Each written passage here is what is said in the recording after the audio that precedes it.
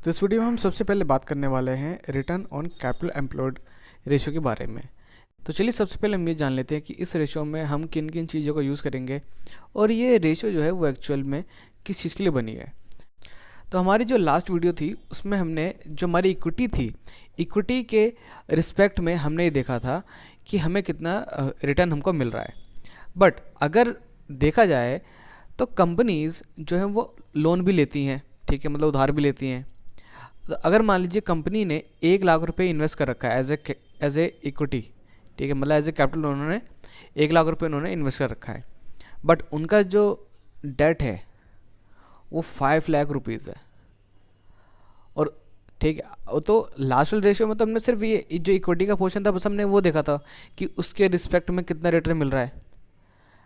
लेकिन अगर मुझे ये जानना हो कि यार की जो कैपिटल है चलो 1 लाख है, लेकिन जो जो डेट है, ठीक है, उसके रिस्पेक्ट में बताओ कि EBITDA है कितना, मतलब जो नेट प्रॉफिट है वो कितना कंपनी जनरेट कर पा रही है इन दोनों को पोर्शन को मिलाकर। क्योंकि देखिए इससे क्या होगा, इससे हमें एक्चुअल में पता चलेगा कि अच्छा कि कंपनी की जो खुद की कैपिटल है प्लस उन्होंने जो लोन ले रखा है उन दोनों को मिला के वो कितना रिटर्न वो जनरेट कर पा रहे हैं उस पर। क्योंकि at the end of the day उनको वो जो लोन है वो भी पे करना है, प्लस जो इंटरेस्ट का अमाउंट है उन्हें वो भी पे करना है, ठीक है। तो यहाँ पर हम रिटर्न ऑन कैपिटल एम्प्लॉयड में हम दो चीज़ लेते हैं, पहले तो इबिट, दूसरा कैपिटल एम्प्लॉयड। अब देखिए कैपिटल एम्प्लॉयड हम कैसे कैलकुलेट कर सकते हैं, तो उसके दो तरीके हैं। पहला है कि या तो हम टोटल असेट्स में से माइनस करते करंट लायबिलिटीज़, ठीक है, करंट असेट में से माइनस कर दें, सॉरी टोटल असेट्स में से माइनस कर दें करंट लायबिलिटीज़, या फिर हम टोटल इक्विटी में ऐड कर दें टोटल डेट। टोटल इक्विटी यानी कंपनी की जितनी भी इक्विटी है, ठीक है, इक्विटी में अगर हम ऐड कर देते हैं डेट, तो डेट में यहाँ पे हम दो चीज़ देखेंगे। एक तो लॉन्ग टर्म डेट, ठीक है, लॉन्ग टर्म डेट जो कंपनी ने लॉन्ग टर्म के लिए लिया है, और दूसरा शॉर्ट टर्म डेट, ठीक है, शॉर्ट टर्म डेट। आप चाहे तो लॉन्ग टर्म ले सकते हैं, कई बार ऐसा होगा कि कंपनी के पास शॉर्ट टर्म डेट नहीं है तो आप सिर्फ लॉन्ग टर्म ले सकते हैं, ठीक है। तो डेट का यहाँ पे सिंपल मतलब क्या है कि long term debt plus short term debt, और या फिर आप चाहें तो आप सिर्फ लॉन्ग टर्म डेट आप ले सकते हैं, ठीक है। इतना आपको समझ में आ गया। तो यहाँ पर दो तरीके से आप कैपिटल एम्प्लॉयड आप निकाल सकते हो। तो अगर मैं नॉर्मल लैंग्वेज बोलूँ तो कैपिटल एम्प्लॉयड का मतलब है कि कंपनी के पास कितनी इक्विटी है प्लस उनका जो डेट है, ठीक है, उसका टोटल अमाउंट। कंपनी जो कैपिटल है प्लस जो उनके ऊपर डेट है उसका अमाउंट, ठीक है। तो जो इबिट है वो तो आपको पता है कि earning before interest and tax, ठीक है। तो ये रेशो, ठीक है, जितनी ज़्यादा होगी उतनी बेटर होगी। अगर हम इबिट निकाल रहे हैं, सॉरी अगर हम ROCE यानी रिटर्न ऑन कैपिटल एम्प्लॉयड अगर हम निकाल रहे हैं, तो जितनी ज़्यादा होगी उतना हमारे लिए बेटर होगा। तो चलिए अब इसको हम ना थोड़ा प्रैक्टिकल वे में हम निकाल के देखते हैं। तो ये मैंने कंपनी की प्रॉफिट एंड लॉस स्टेटमेंट हमने ले रखी है। तो सबसे पहले मैंने ले लिया प्रॉफिट बिफोर टैक्स, ठीक है, वो है हमारा 13644, ठीक है। तो ये प्रॉफिट बिफोर टैक्स हो गया, बट हमें प्रॉफिट बिफोर टैक्स और इंटरेस्ट चाहिए। तो इसमें मैं इंटरेस्ट ऐड कर देता हूँ, तो वो हमारा ये रहा फाइनेंस कॉस्ट, ठीक है, 2.94। अब इसको ऐड करते हैं, तो यहाँ पे हमारा अमाउंट आ गया है 13646, ठीक है। तो ये तो हमारा आ गया इबिट। अब हमें निकालना है कैपिटल एम्प्लॉयड, तो उसके लिए हमें कंपनी की बैलेंस शीट हमें लेनी पड़ेगी। तो ये ले लिया हमने कंपनी की बैलेंस शीट। तो इसमें हमें देखनी पड़ेगी टोटल असेट। तो कंपनी की जो टोटल असेट है वो ये रही, ठीक है, 86,332। अब इसमें माइनस करना है हमको करंट लायबिलिटी।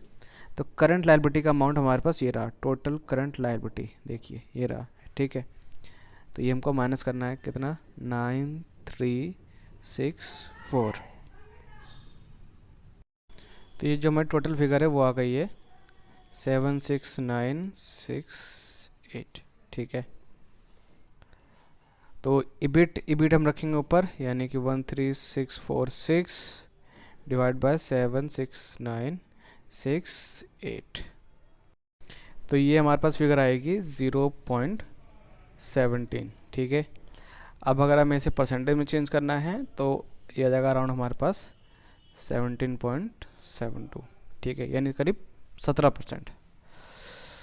तो अब जैसे जैसे ये बढ़ती रहेगी, जैसे जैसे इसकी जो ग्रोथ है वो होती रहेगी, तो हमें पता चलता रहेगा कि जो हमारा ROCE है वो कितना अच्छा है। ठीक है, प्लस हमें हमें क्या करना पड़ेगा, इसकी जो भी हमने कंपनीज ली हैं, ठीक है, उनकी जो पीयर कंपनीज हैं उनसे हमें ये जो ROCE है वो हमें कंपैरिजन करना है। ठीक है, कि अ, ये उनके मुकाबले कैसा वो परफॉर्म कर रही है।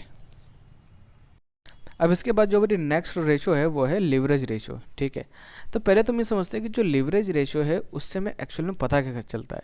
ठीक है, तो लिवरेज रेशो का मतलब है a high level of debt used in funding the operations.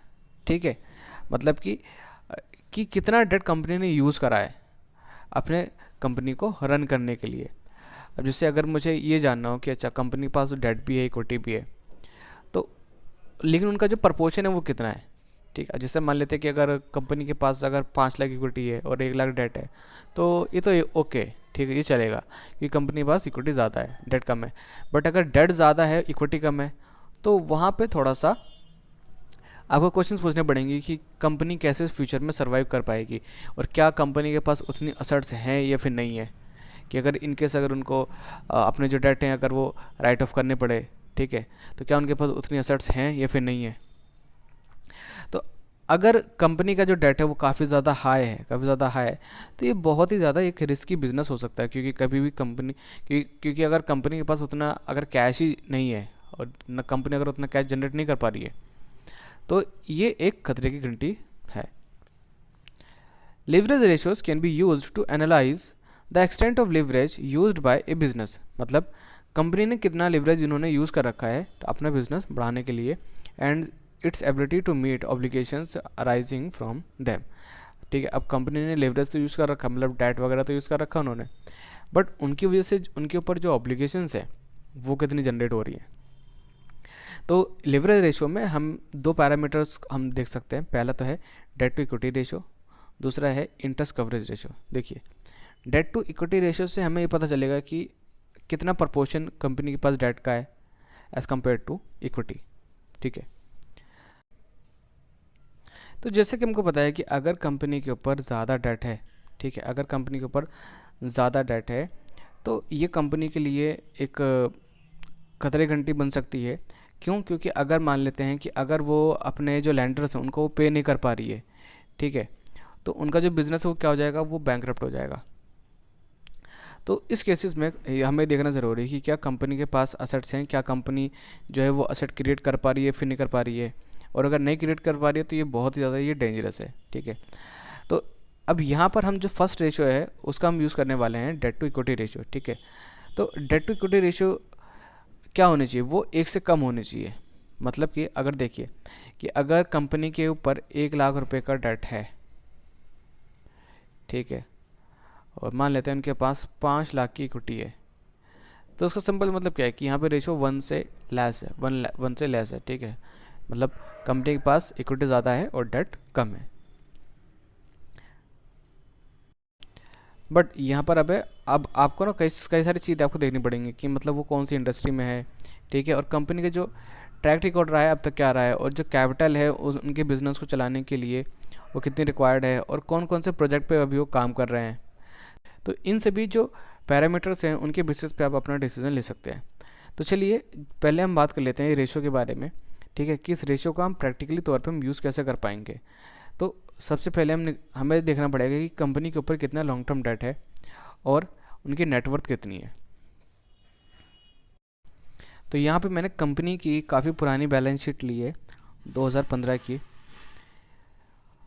तो यहाँ पर अगर देखें तो कंपनी के ऊपर ना कोई लॉन्ग टर्म डेट नहीं था, मतलब लॉन्ग टर्म लाइबिलिटीज़ थी। तो उसके बेसिस पे यहाँ पर हम अपना जो रेशो वो यूज़ करने वाला है। बाकी आप या तो कोई ऐसी कंपनी आप ले सकते हैं जिसके ऊपर डेट है, ठीक है, मतलब प्रैक्टिस करने के लिए। तो हमारी जो रेशो है वो क्या है, long term debt divide by net worth. तो नेटवर्थ का मतलब क्या है, इक्विटी। ठीक है, तो यहाँ पे मैं लॉन्ग टर्म लाइबिलिटी ले रहा हूँ तो वो है 2199। ठीक है, और कंपनी के पास जो शेयर कैपिटल है यानी टोटल इक्विटी है वो यहाँ पे मैं लेने वाला हूँ 10450 प्लस, मतलब देखिए, मतलब शेयर कैपिटल प्लस जो कंपनी के पास रिजर्व सरप्लस है वो दोनों लेने वाला हूँ। आप चाहें तो जो शेयर कैपिटल है आप सिर्फ वो ले सकते हैं। तो 10450 और प्लस 26490, ठीक है। तो यहाँ पे हमारे पास जो फिगर निकल के आएगी वो है 299 और फिर 36940, और जब हम इसको डिवाइड करेंगे तो आएगा हमारे पास 0.05।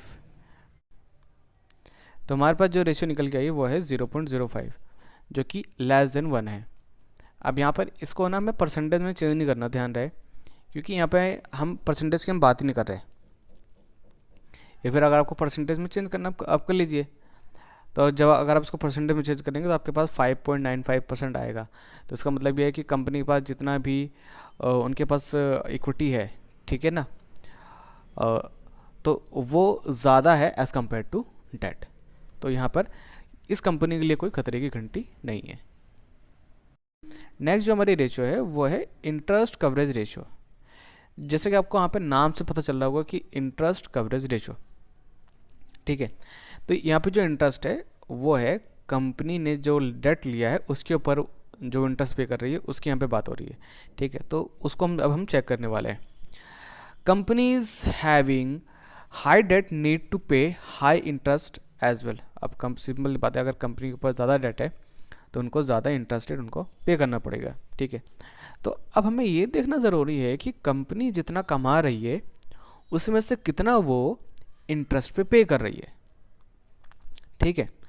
तो यहाँ पर लेकिन जो हम अर्निंग्स लेने वाले हैं वो हम नेट प्रॉफिट नहीं लेने वाले, वो हम लेने वाले हैं EBIT, यानी कि earning before interest and tax, यानी कि इंटरेस्ट वगैरह पे करने से पहले कंपनी का कितना प्रॉफिट रहा है, ठीक है, और टैक्स वगैरह पे करने से पहले। तो उसके रिस्पेक्ट में हम चेक करेंगे।